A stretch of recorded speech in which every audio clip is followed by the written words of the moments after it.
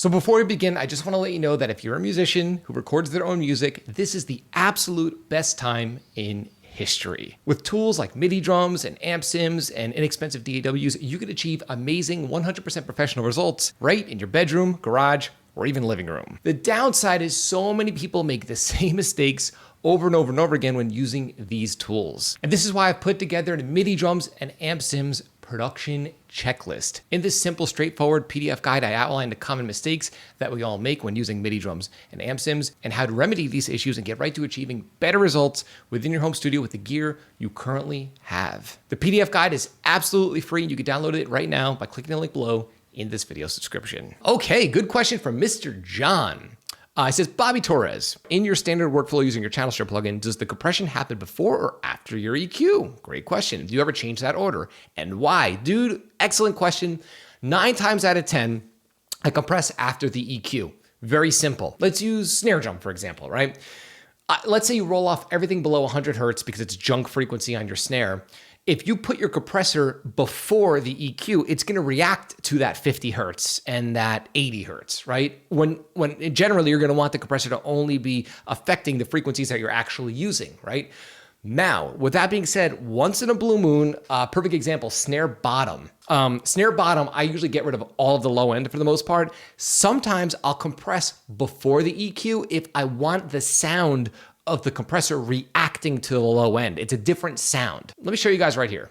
So let's check this out. I'm gonna take this snare bottom track, I'm gonna duplicate it because I did something different with this snare bottom track. Very simple. Let's get rid of all the low end like I usually do, okay? And I have my compressor set to post EQ. Let's take a listen. So right now the compressor is reacting to only to high frequencies because I have it post EQ. Listen to what happens if I make it pre EQ. It's gonna sound a little different.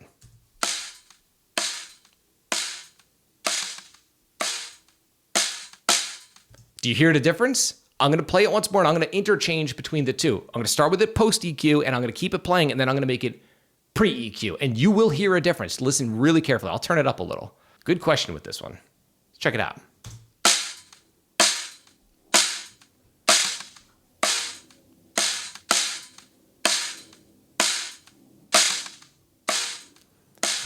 Different sound. Now, obviously, there's more gain reduction because, again, it's reacting to all that low-end energy that's not there post-roll-off, post-EQ, but it's more of a cushiony kind of sound because the compressor is being swallowed up and reacting to that low frequency, even though we're not even listening to the low frequency information, right? Because it's being removed with the EQ. That's it. Another example might be if I'm rolling off, I don't do this for metal, but let's say I'm doing R&B or something like that, and I want a lot of nice natural smack out of the snare if I'm using traditional overheads, I'll maybe smash the overheads pre-EQ to really smack the snare, and then get rid of the low end anyway, and the compressor is reacting to the low frequencies that I'm not even using. So John, that's a really, really good question, but 9 times out of 10, I'm just compressing post-EQ. Because it makes sense in most situations, unless I'm looking for that cushiony sound from the compressor, of the compressor reacting to that low end that I'm not even using, if that makes sense. If you have any more questions about this, drop a comment in the chat. I'll be happy to answer or below the replay. And thanks for your submission.